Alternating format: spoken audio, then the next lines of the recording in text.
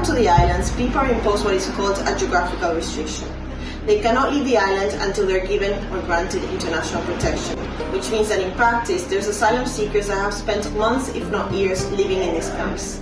With the new Greek migration legislation that was enacted at the end of 2019, everyone is subject to this restriction. Camp management has the authority of lifting the geographical restriction in specific cases, but the reality is that the process is long and complex, and without protection and legal organizations that can advocate for these cases, many extremely vulnerable cases are not timely and efficiently identified and processed by the authorities. Very extreme and severe cases fall through the cracks. The long waits have an extremely damaging consequence on people's mental and physical well-being, especially for people with medical conditions that need treatment in the mainland, people with disabilities who need rehabilitation, or survivors of extreme forms of violence whose stay in the camps is very re-traumatizing. While people wait, they're trapped in overcrowded camps and degrading living conditions without access to sufficient or adequate sanitary facilities. At the beginning of 2020, around 20,000 people were living in Moria camp, which is 6 times its capacity. Children were not attending school. There were no protection against the cold or in the hot summer under the tents. There was shortage of wash facilities, medical organizations were constantly at capacity, and psychologists and psychiatrists were at their limit. And the violence in the camp and the tensions were very frequent. Containment policies are affecting the lives of real people with extreme vulnerabilities. Just as few examples of the cases that we have represented in the last months is the case of a Somali man with Parkinson, an amputated leg and paralysis that was bedbound in Moria, a Syrian man who was shot at the Turkish border and as a consequence had to use a wheelchair in which he arrived on the boat from Turkey. He was sleeping on the floor for months and he had paralysis, so he could not feel that the rats were biting onto his legs.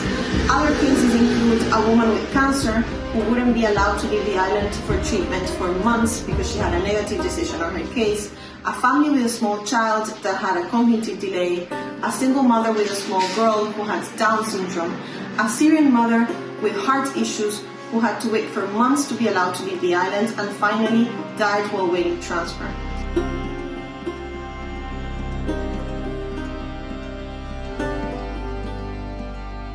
After the fire that brought down Moria camp in September 2020, the EU Commissioner for Home Affairs, Ylva Johansson, affirmed that conditions in Moria were unacceptable. Nonetheless, besides the reduction of the number of asylum seekers on the island in the last months, the conditions of the new camp continue to be dire. People with serious medical conditions, including cancer, hepatitis B, and other chronic diseases, sleep in poorly insulated tents, and they are susceptible to flooding during frequent winter storms and overheating in the summer. People in wheelchairs are also pushed through mud in order to access small, inadequate and dirty chemical toilets. Men queue for hours in order to receive barely edible food to feed their families. During most of the winter months, people had to choose between cold bucket showers or no showers at all, while living in conditions where scabies were rife and fleas, rats and snakes populated the campgrounds.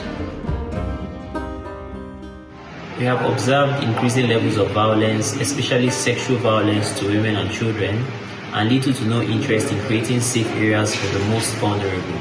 Instead, the government shuts down accommodation alternatives outside the camps. Unregistered, unaccompanied minors live in adult areas, and there is an alarming lack of access to legal information or representation before the asylum interview. People are not only forced to stay on the islands in these conditions, but they're also confined to these fenced camps. Since March 2020, under the pretense of the COVID pandemic, and in contradiction to the regulations applied to the rest of the Greek populations, people housed in Mavrovouni camp on Lesvos are not allowed to leave the camp except to cover essential needs.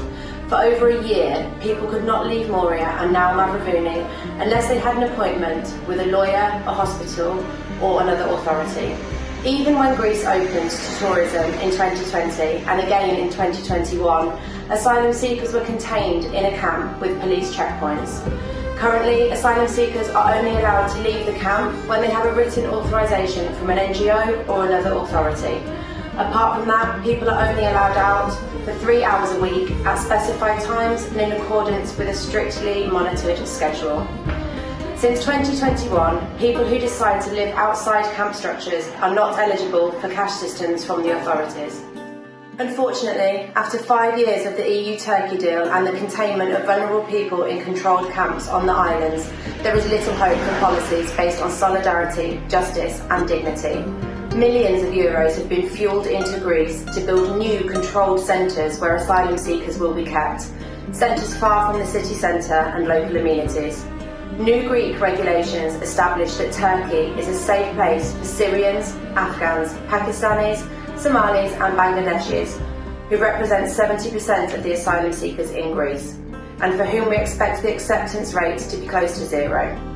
Turkey has not accepted to take back rejected asylum seekers since March 2020, leaving people in total uncertainty and a legal limbo.